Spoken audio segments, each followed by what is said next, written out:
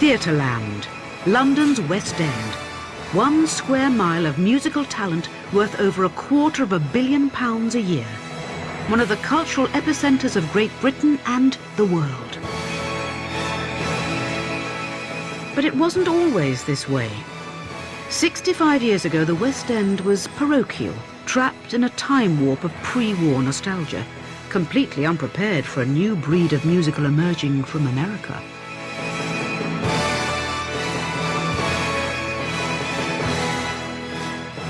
This is the story of the rise of the British musical. How the British fought back against American domination to not only reclaim the West End, but to become a driving force behind musical theatre around the world, turning it into a global industry worth over £1.5 billion a year. It's a tale of titanic shows. Half of it wasn't written, and the bits that had been written were far too long. Nobody in our team had done it before, except for me. This was a sort of a musical phenomena. A story of prodigious talent. All the talent that was being invented were all in Britain. We just thought, this is working quite well. And that was the day my life changed forever. And phenomenal daring. After the reviews, our box office was shredded. They got to see some ass. They took him off screaming. We never saw him again. That's how difficult that show is.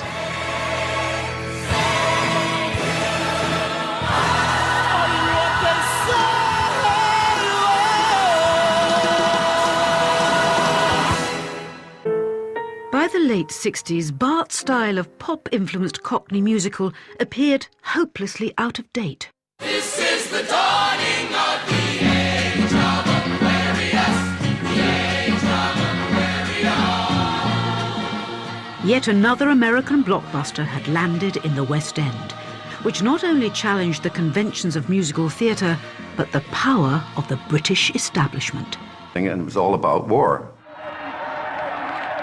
I think that was a strong influence on us because this whole thing was about the movement that was going on in the streets. We had the Vietnam War on our screens every night. You know, we were very aware of what was going on. And the other thing about Hair was, of course, it celebrated that whole hippie movement, which, of course, had affected this country as well. I got my hair, I got my head, I got my brains, I got my ears, I got my eyes, I got my nose, I got my mouth, I got my teeth. Hair told the story of a group of young hippies protesting against the Vietnam War and wrestling with the sexual revolution. The creators' backgrounds were in experimental theatre. Much like Joan Littlewood, the emphasis was on spontaneity and improvisation. I think Hair, which I was part of as being the runner on the original production, you know, I noticed that even though the entire thing, from the audience perspective, almost seemed improvised, it was improvised to a very, very careful point, and the numbers evolved through workshops and things like that, but they were very, very cleverly staged.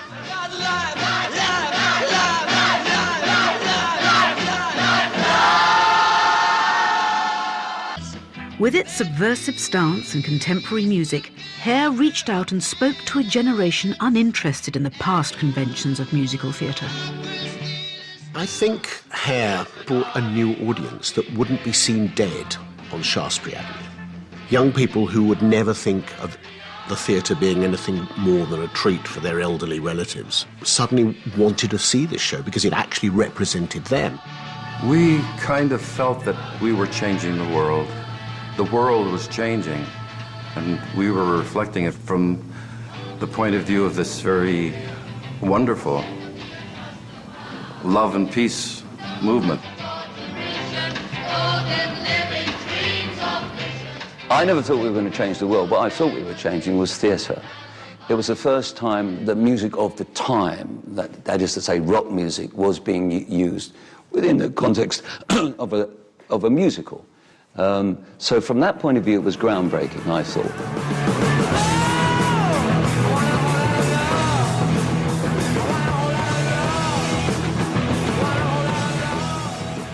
By the late 60s, British bands like Led Zeppelin, Deep Purple and The Who were getting more ambitious with rock music. experimenting with extended tracks and concept albums. In 1970, in what would prove to be the most radical evolution of the British musical yet, two aspiring young songwriters released a record that fused rock with opera.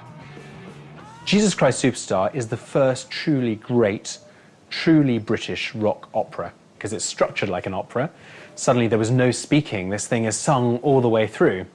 But it's sung to the rhythms and to the beats of the 60s generation. David Land is an agent who looks after the Dagenham Girl Pipers and the Harlem Globetrotters. He feels the next big trend could be Jesus Christ Superstar.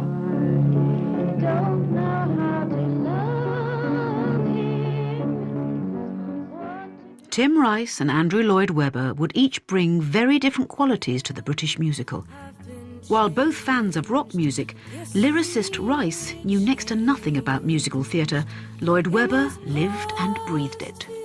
When we came to work together, I was probably less conventional than he was. He was very much in the Broadway West End tradition. I had ideas that weren't perhaps traditional. So the combination of my being slightly uneducated about musicals and Andrew being very educated about musicals worked. I don't see why he moves me.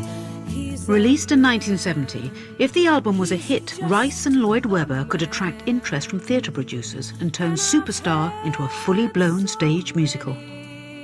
We only released the album because nobody wanted to do the show, and it was not a hit in Britain. And as it had been a #1 album in America, hugely successful, it was logical to do it on Broadway first. Jesus, you started to believe the things they say of you. You really do believe this talk of God is true. Hair had previously introduced sex, nudity and drugs to the theatre, but it seemed setting the final days of Jesus Christ to rock music was a step too far. Superstar opened on Broadway in October 1971 to the outrage of Christian groups and a lukewarm reception from the press. It didn't work largely because the young kids who'd originally bought the album wouldn't have been seen dead on Broadway in those days. So we were slightly ahead of our time. All right, there'd been Hair before, but Hair probably got people in because everybody got their kit off. They found the new Messiah. Even with the shaky start on Broadway, producer Robert Stigwood had plans for an opening in the West End. Everything's all right, yes, everything's fine, and we want you to sleep well tonight. With producer Robert Stigwood holding the rights, the West End's latest protégés had to put their nerves to one side as press attention in Superstar started to grow. They did a thing with the newspapers. The search for Jesus is on, a bit like the X Factor, you know. We're looking for Jesus. And finally, after extensive auditions, going back and back and back, I finally got the part. And I was surrounded by press, and I made my very first mistake.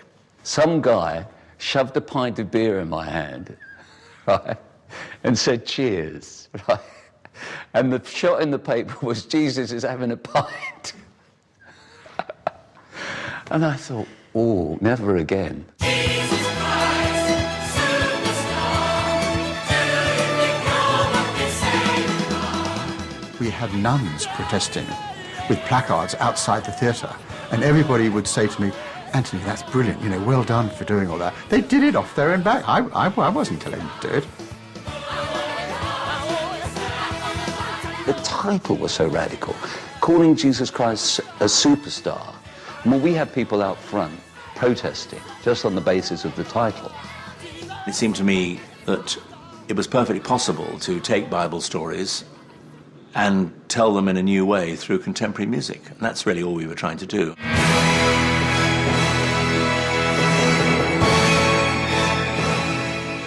Superstar opened in August 1972 to universally good reviews.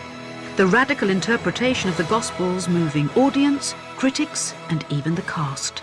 It was very overwhelming because I remember the first time I went up on this cross. And now I'm not a religious guy at all.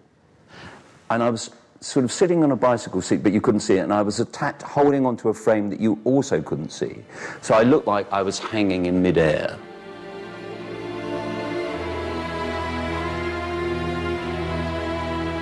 And for me, you know, when they started playing that John 49, that Gethsemane music that he'd written, I mean, just tears were streaming down me. And it really was a very, very moving moment. And I guess for a lot of the audience, seeing that and hearing that music for the first time, they would have felt the same way.